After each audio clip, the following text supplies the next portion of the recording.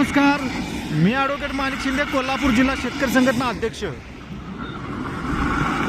Fast track हा slow track झालेला आहे आणि स्लो ट्रॅक हा फास्ट ट्रॅक झालेला आहे आणि याचा त्रास हा टू व्हीलरवाल्यांना होत आहे, त्याचबरोबर चारचाकीवाल्यांना होत आहे. हेवी वाहनं ही फास्ट ट्रॅकमधून जात आहेत आणि 2 हेवी वाहनं किंवा 3 हेवी वाहनं 40च्या स्पीडनं तिन्ही ट्रॅकमधून गेले तर चारचाकी गाडीवाल्याला पुढं जायला वाट मिळत नाही आणि लोकांचं इंधन आणि वेळ वाया जात आहे. ज्या कारणासाठी हा हायवे तयार केला त्या कारणासाठी या हायवेचा वापर होत नाही.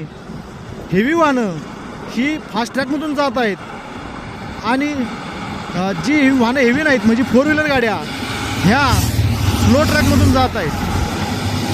वाहतूक पोलिसांचं अजिबात या गोष्टीकडे लक्ष नाही.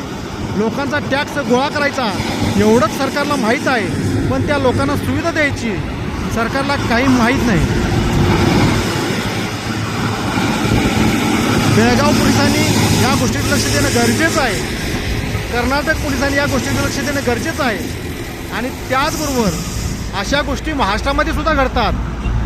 ह्या फक्त या बेळगाव जिल्ह्यात घडतात असं नाही, तर या गोष्टी महाराष्ट्रामध्ये पण घडतात. त्यामुळे महाराष्ट्र पोलिसांनी सुद्धा अशा गोष्टीकडे लक्ष देणं गरजेचं आहे.